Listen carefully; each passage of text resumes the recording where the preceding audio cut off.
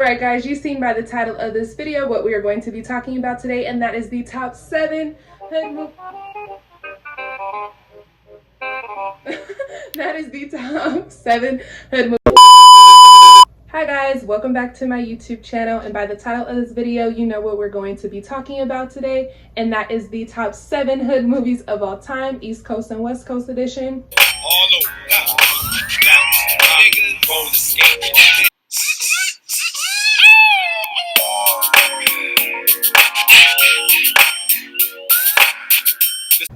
Alright guys, just a little bit of a disclaimer before we start this video. I just wanted to let you know that these movie reviews will not include movies based on real life in terms of bios or documentaries about people such as Get Rich or Die Trying, Notorious, or All Eyes on Me. These movies will also not include love movies, so Love and Basketball, ATL, The Wood. Those movies will not be included just because they're more of a love story and not necessarily hood movies, I would say, so those will not be included as well.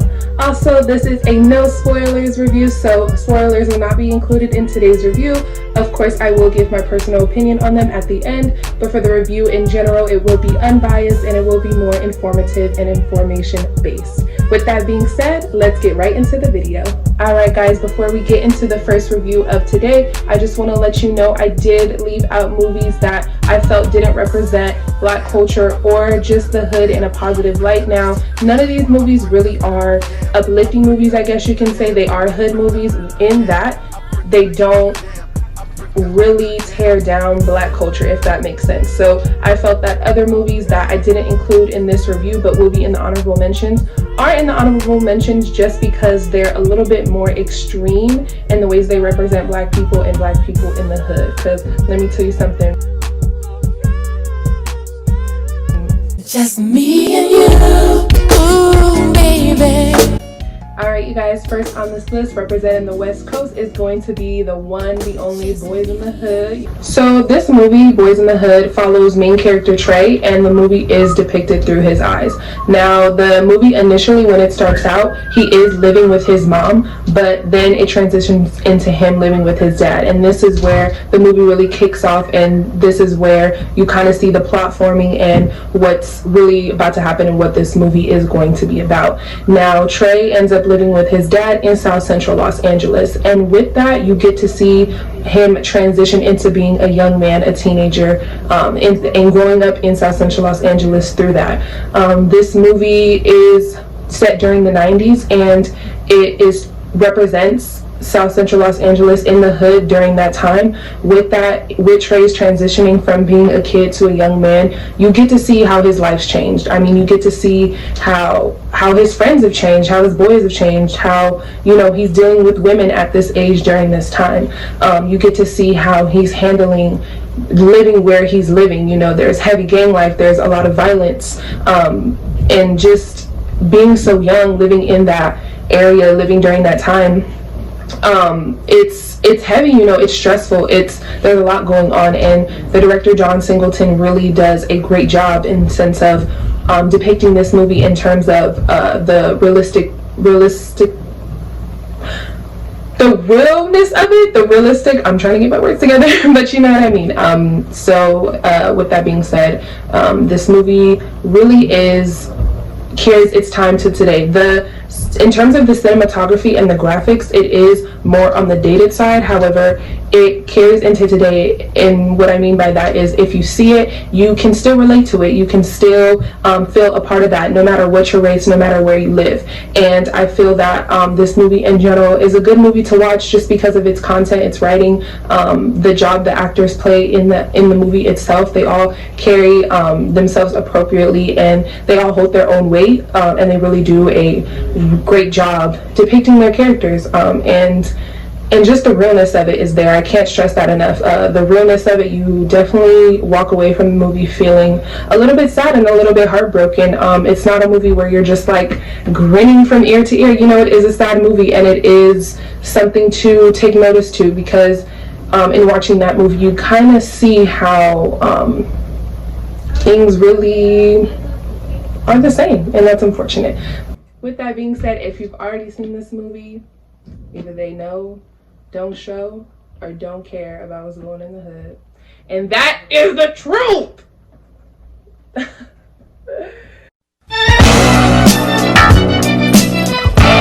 guys, to get the energy a little bit more upbeat and a little bit more lighthearted, we are going to be talking about number 2 on this list, and that is Friday. Alright, you guys, now Friday is about a day in the life in the hood, basically, and it's depicted through main character's Craig's eyes. So it's about a day in his life living in the hood. Now, the setting of this movie is in South Central Los Angeles, around during the 90s as well. Now, Craig, he basically lost his job, and that's really where the movie starts. You find out he got fired on his day off.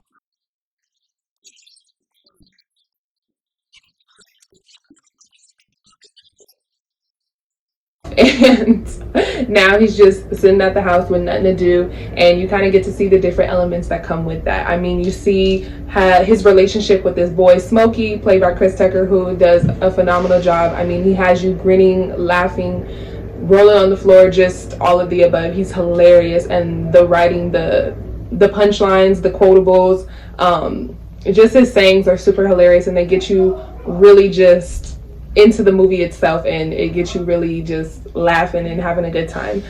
So yeah, you get to see his relationship with his boy, you get to see his relationship with his parents and them pressing him about getting a job, and he just got fired the other day, and you're just like, dang, like they already are on me. You get to see his sister, you know, their relationship, they both kind of get on each other's nerves.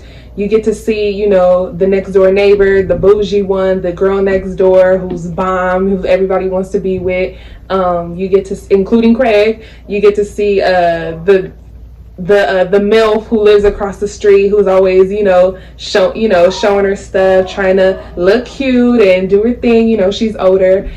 You just get to see the local everybody. You get to see the local crackhead. You take a trip to the local liquor store. You know, you got to deal with the neighborhood bully. You know, it's just a day in the life, and it really, the representation is done so well because everything is local, everything is set. You know, I think it's just the block, like it's not even a whole city or anything like that. It's just the neighborhood and what goes down in the neighborhood in a day. You know, it's the day before Saturday, it's the day before the weekend, and it's Friday. You ain't got no job, you ain't got nothing to do. So that's a quotable. You get to see Craig's day in the life. You get to see from beginning to end. It literally is a movie that is taken in a day, if that makes sense, that is shown in just one single day, 24 hours. 24 hours, and yeah, you know, if you want a good laugh, if you want to be rolling on the floor, this is the movie for you. It's definitely a movie that carries into today. Even when I seen it when I was younger, it was still relatable, and it was still a movie that I was like, this is hilarious. You know, I definitely could get the jokes. I could get the little things, you know, the little insiders, because it was still relatable, and it still is of its time, like Boys in the Hood, because it's relatable to this day. So yeah, that being said, if you've already seen this movie, bye Felicia, you ain't gotta lie Craig, all of those. Though I'm missing you. Alright, you guys, number 3 on this list, and the last one representing the West Coast, is Set It Off. Now, Set It Off is a little bit more grim. Going back to the review of Boys in the Hood, it's a little bit more sad. Definitely is a movie that leaves you heartbroken, leaves you crying, like actually leaves you crying. Now, this movie, what's so beautiful about it is it's not a movie made to represent women. It's a movie made that just ends up representing women in the hood, and that's what I love, and that's what I like, because it doesn't take away from the writing, it doesn't take away from the movie itself. Sometimes we can get a little bit too politically caught up and make movies just to show representation, and unfortunately it ends up lacking in the writing and in the film itself, and that is unfortunate. But this movie is far from that. Everybody holds their own, and everybody does a really, really phenomenal job. Now, if you're more into action-based, thrilling type of movies, this is definitely a movie for you, because it's about these 4 women who come together to rob banks. Now, really, it's through the main character's eyes of Stoney. So Stoney is played by Jada Pinkett, and it's depicted through her eyes, but I mean, the other 3 women involved, so you have her 3 homegirls, it's them, you know, it's them all together. It's not just Smokey, it's really all four of them, and you kind of get to see a little bit of where they're coming from in terms of why they come together in the movie in general.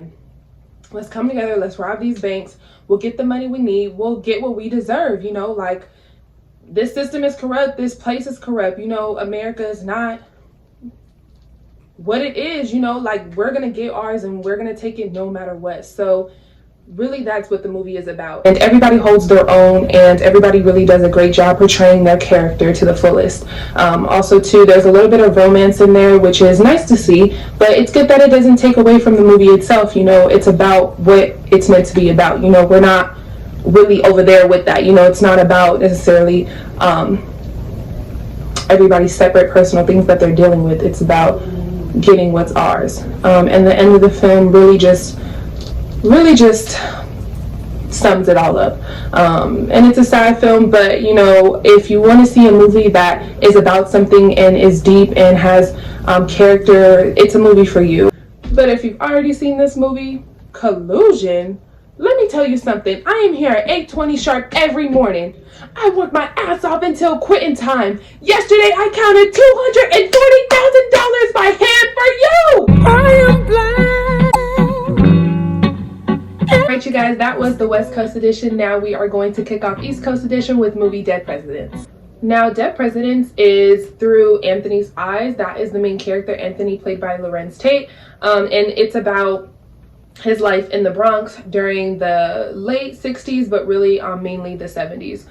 So Anthony is a young man when it starts off the movie. It's his senior year of high school, and he has his boys, you know, he's working his job, he has a girl, and the movie is just setting you up to show you who it's going to be about and what this person's life has been about so far. So his goal is to go into the Vietnam War. Now, this is where the setting really takes place. Not necessarily in Vietnam during the Vietnam War, but that's really where the movie kicks off, because it starts off with a little bit of kind of a sum up of him, but then it transitions into, okay, we're done with high school and now he's an active soldier in the Vietnam War.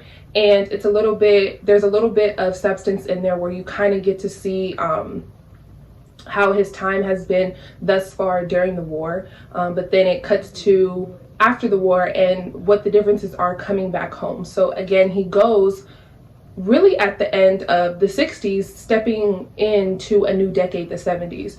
So when he comes back, you see the setting has changed. You see the differences in the clothing, in the music, in the way people are carrying themselves in the Bronx during that time, which is really, really cool. And I think the director does a really beautiful job depicting that as well. Also, the thing with this movie is it's about Anthony, but it goes from his time during the Vietnam War to now he's back in the Bronx as just a regular citizen. And so Anthony comes back from the war, and you just get to see the negative side of that. And with Anthony, he comes back from the war, stepping into a new decade, and he just basically sees how things aren't working out the way that he would want them to. You know, he has to come back to a busted apartment, no job. You know, he has to now be a provider. He has to take charge, take leadership. He's also a vet, but doesn't get the respect that vets would normally get once coming back from a war, specifically because it was the Vietnam War, and during that time so many people were anti-Vietnam War that when he came back he didn't even get the respect or recognition that you would normally get being a vet, being an Army vet, being a Marine, which he is. Now you also see how his relationships have transformed since when he was in high school to now after the war. You get to see how the relationship has changed with his girl, with his friend Skip, you know, and with his other friends as well. You know, you get to see how the neighborhood has changed, how his life has changed, and it's more on the depressing side. It's not necessarily a sad movie that's gonna really leave you heartbroken, I guess you could say, like Boys in the Hood or Set It Off, but it's just one of those movies where you feel like you feel heavy, you know, and you just kind of, there's really no hope in that movie. It's not a hopeful movie. It's not a movie where there's light at the end of the tunnel. And basically when Anthony comes home, he starts to realize, you know, there's nothing for me here. What can I do to get what I need out of life, to get what I feel I deserve?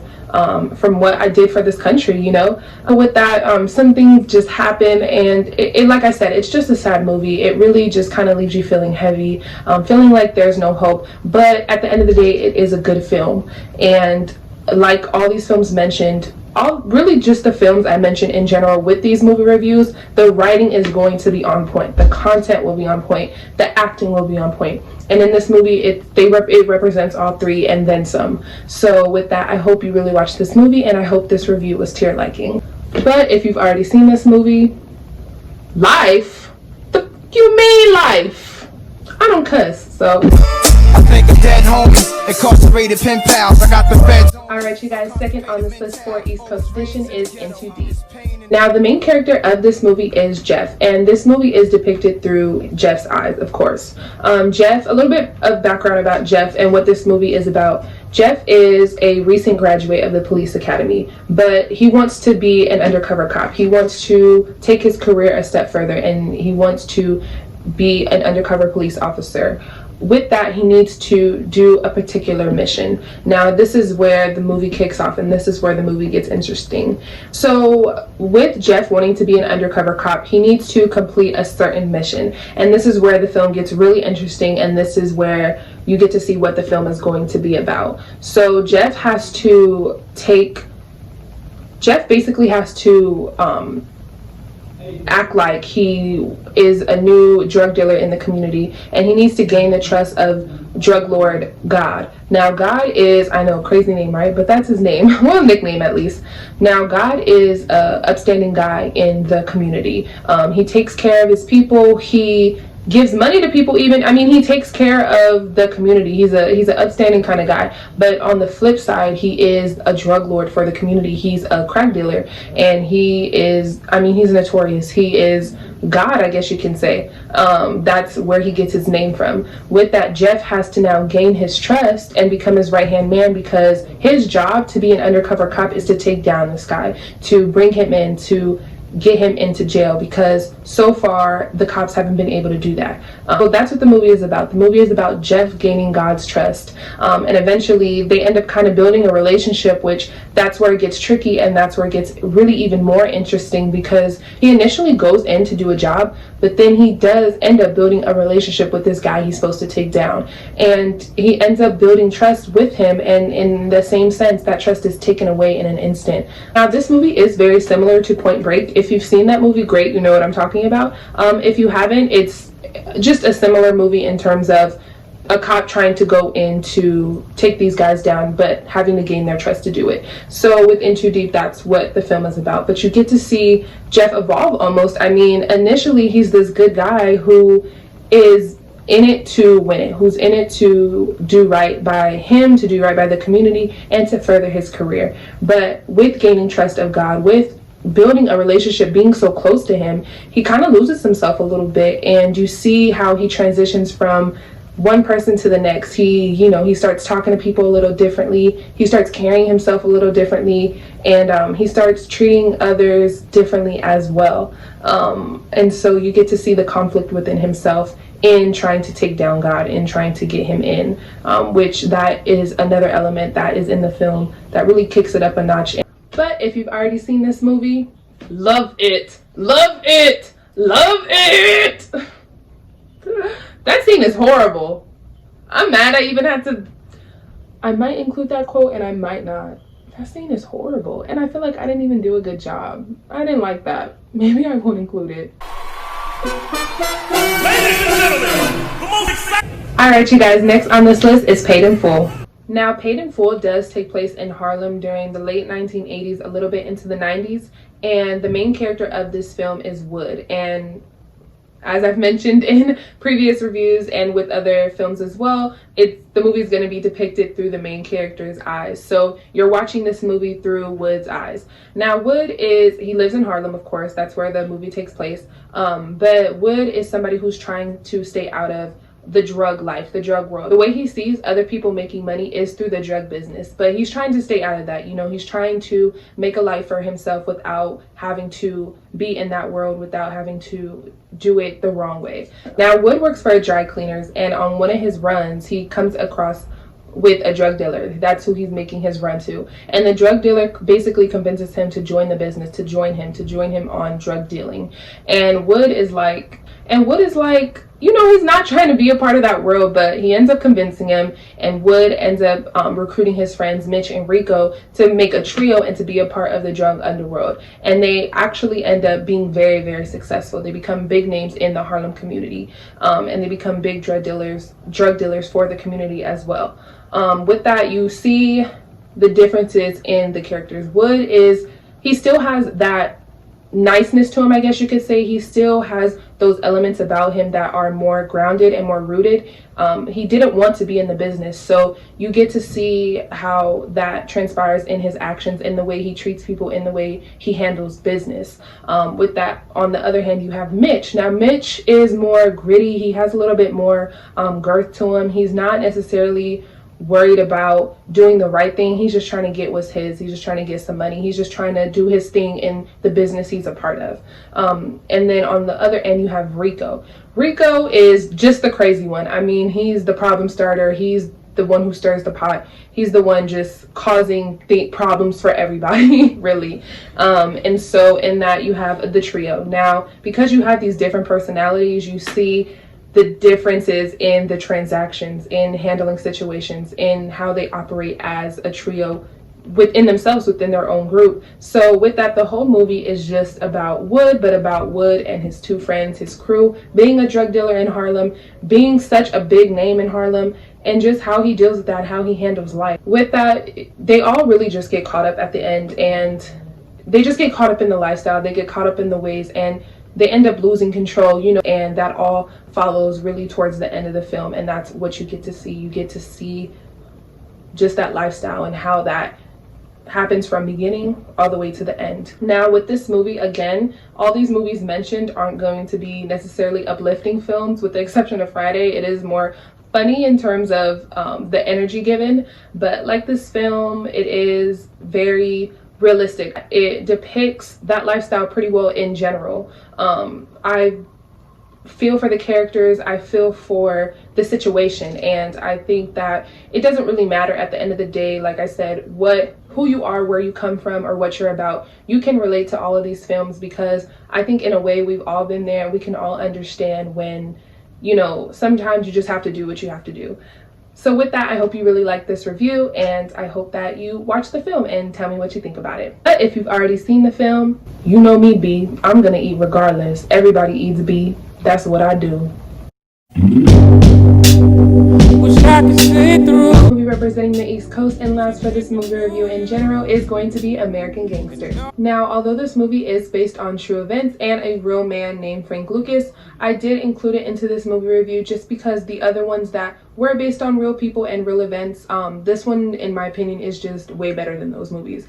And that's as honest and real as that can be. There really is no other reason behind it other than this movie is generally better than Get Rich or Die Trying, All Eyes on Me, or Notorious. I have seen those films, I've seen this one, and this film is better. So with that being said, that's why I included it into my top 7, and that's just what it is. All right, now this film is depicted through the main character's eyes of Frank Lucas. Now, Frank Lucas is someone who works for a drug dealer in Harlem. So the setting of it is Harlem during the 1970s. So Frank Lucas works for Bumpy, and Bumpy is a drug dealer in the Harlem area. Now, Frank Lucas is Bumpy's right-hand man, but Bumpy ends up dying, and Frank Lucas kind of takes over in a way. Well, he was his right-hand man, but he takes over the position that Bumpy had as a drug dealer in Harlem.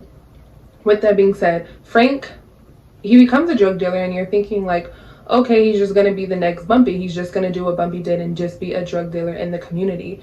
That's not what happens at all. Frank Lucas actually ends up being one of the biggest drug lords in Harlem, in New York in general. He ends up even surpassing the mafias already established in New York, which is crazy. He just becomes the guy, like the top guy. Now, the way he does that is he takes his family out of North Carolina and his mom, and he sets them up to be a part of his business. So not only is he the biggest drug lord in Harlem, in New York, but he has the biggest business, and it's family based. Like, it's within the family. He takes after the mafias and he keeps it in the family. He doesn't have anybody else working for him but his family, but his brothers, which is really cool and really, really interesting. And honestly, because this is based on real life, that's very smart and tactile. Like, so the movie is about Frank Lucas taking his family, making a business for himself, being one of the biggest drug lords of all time in general, and you get to see how that all comes into place and how that all just falls into place really, and what comes with that. Now while you have Frank Lucas, on the opposite hand you have Richie Roberts, played by Russell Crowe. Now Richie Roberts is a New Jersey cop who becomes a detective, and his mission is to take down Frank Lucas. Through the movie, you just see the back and forth. You see Frank Lucas becoming bigger, bigger, and bigger. And then you see Richard Roberts trying to figure out how to take this man down. And he himself really isn't the best of guys. You honestly think that his mission to take down Frank Lucas is to make up for the mistakes that he's made in his life. But his job is to take down this man. His job is to right his wrongs, basically, or do right by the community. And that's just really what the movie is about, from beginning to end, the fall and demise of Frank Lucas. It is a good movie overall, and I really recommend you watch this, and I hope this review helped in any way, shape, or form. But if you've already seen this movie, this is my home, my country. Frank Lucas don't run from nobody. This is America. Of course, at the end of every movie review, we're going to have honorable mentions. Alright guys, in the honorable mentions today, we are going to have Menace to Society, Baby Boy, Juice, Fresh, South Central, New Jack City, Belly, Waist Deep, and Above the Rim. Alright you guys, with all that being said, I really hope you enjoyed this review. Please tell me which review you liked best, and please tell me which movie you ended up watching and which movie you liked, if you liked them at all. I hope you guys have a really good day. Please stay safe, and thank you for watching this video and supporting me. Bye!